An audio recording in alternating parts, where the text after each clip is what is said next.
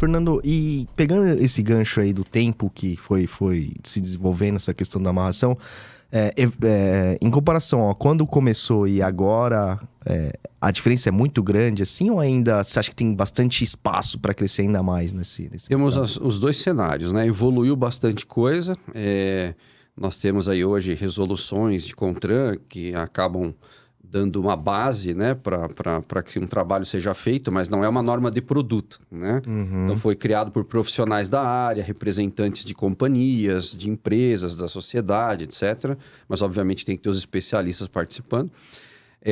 E aí foram se criando regulamentos, né, específicos. Então tem as resoluções específicas para amarração de cargas hoje, né? Tem para amarração de cargas a nível geral, depois tem outra resolução para produto siderúrgico, tem outra resolução para transporte de tora de madeira.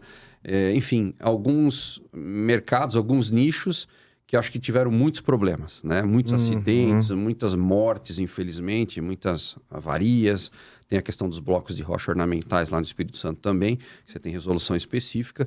Então foram áreas que acho que sofreram demais, e aí então se decidiu criar uma legislação específica, colocando um mínimo de passos ali que tem que ser colocados em prática para quando se for fazer o transporte, né, o preparo desses tipos de carga. Então, evoluímos sim bastante dessa época onde nós não tínhamos nenhuma norma específica no Brasil, ou norma seja para o fabricante do equipamento e tudo mais.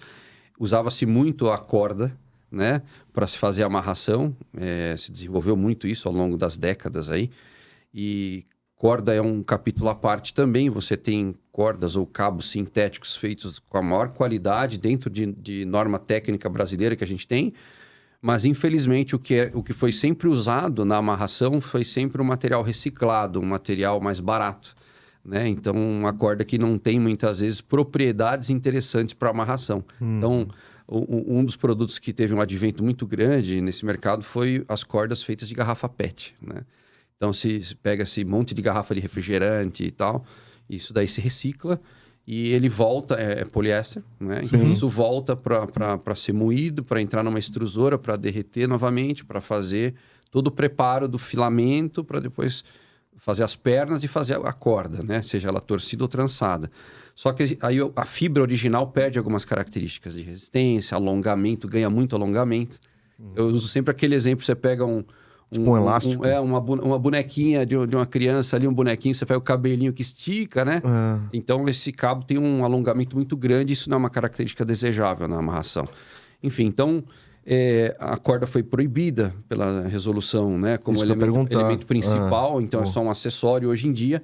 E aí entrou a questão dessas cintas sintéticas com catracas, seja tensionadores de corrente, as próprias correntes de grau, cabos de aço, etc. Então, por um lado, se temos hoje uma legislação existente, então, para quem quiser trabalhar corretamente, tem um subsídio. Nós temos tudo à mão. Mas para quem não está muito preocupado com isso, então você ainda tem os problemas do passado, né? Então, de que adianta você ter os melhores equipamentos, as melhores soluções, se você não as aplica de forma correta? Perfeito. Então, a gente ainda tem um cenário triste, né? De muitos acidentes. Vocês, como profissionais da área de seguros, devem vivenciar isso daí. Ô, Fernando, você falou assim, a corda foi proibida. Ela foi proibida geral ou para alguns segmentos possível? Que nem você falou, teve normas para cada tipo de segmento aí, siderúrgico, etc. Não, você tem a resolução de transporte de carga em geral, que fala da amarração, que era a resolução originalmente 552 de 2015. Hoje ela já tem outro número, ela foi reeditada agora em março desse ano. Ganhou uma outra numeração, eu não tenho de cor o número.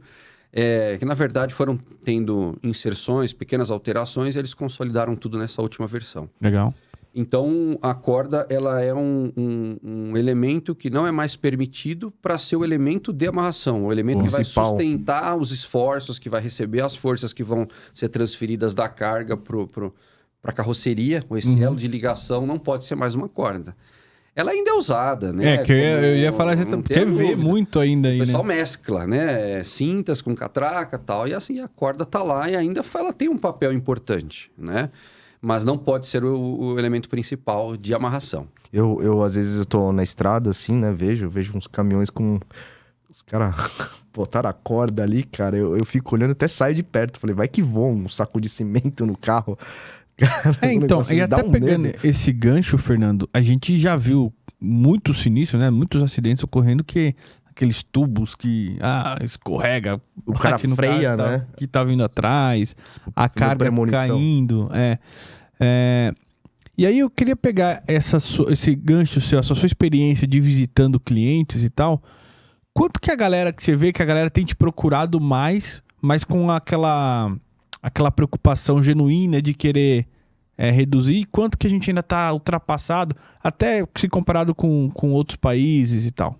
Bom, então assim, começando do final, né? Essa parte de evolução. Então, hoje a gente está no mundo globalizado. Então, o que você tem na Europa, o que você tem nos Estados Unidos, você tem disponível aqui. Então, os equipamentos para amarrar carga disponíveis lá são os mesmos equipamentos que nós temos aqui. Claro que você tem alguns fabricantes líderes de mercado que são originários desses países e que estão sempre investindo em tecnologias novas, em desenvolvimento dos seus produtos, né? Então, você tem os produtos premium para amarração e você tem o commodities, o arroz com feijão.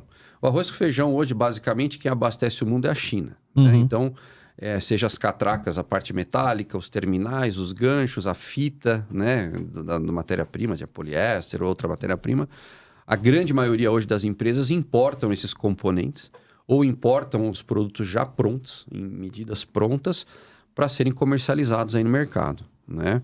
Então, esse é o ponto. Mas existe uma fiscalização para isso? Por exemplo, o cara vai importar da China, uma coisa assim. Como saber se esse equipamento ele atende às normas? Existe tipo um Inmetro? Então, nós temos portarias do Inmetro, que são os regulamentos de avaliação da conformidade válidos para alguns tipos de equipamento. Então, por exemplo, cabo de aço, seja ele produzido no Brasil ou importado, cabo de uso geral, que é fabricado de acordo com uma norma, NBR ISO, né, 2408. Esse equipamento, quem for importar, tem que qualificar o fornecedor no exterior, fazer todos os ensaios aqui no Brasil. Né? Mas isso tem para capacete, para construção civil, para outros tipos de equipamento. Mas para os dispositivos de amarração, cintas com catraca, que é o mais usado, por exemplo, isso não vale. Então, hoje, as empresas, cada um importa de onde quer, não tem uma fiscalização efetiva, né? E aí, as empresas comercializam esses equipamentos no mercado. E aí, olhando, né, e vendo marcas, tem uma infinidade de marcas hoje disponíveis aí, com grandes variações de valor, de preço para o mesmo equipamento.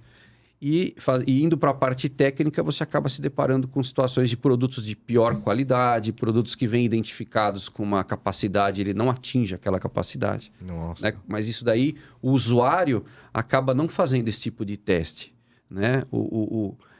Tem uma característica nessa indústria de transporte que não se faz homologação de fornecedor, muito diferente de uma indústria, de uma fábrica que já trabalha com tecsegurança, engenharia de segurança do trabalho, já tem todo um trabalho mais repetitivo, onde se tem uma cultura de segurança, homologar o fornecedor, os caras vão visitar, ver se está produzindo os materiais dentro de norma.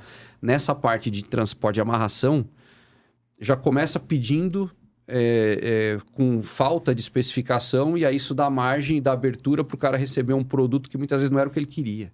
Porque muitas vezes tem-se carência técnica até na solicitação de cotação do item, né? Então, as descrições muito pobres dos equipamentos e dos materiais.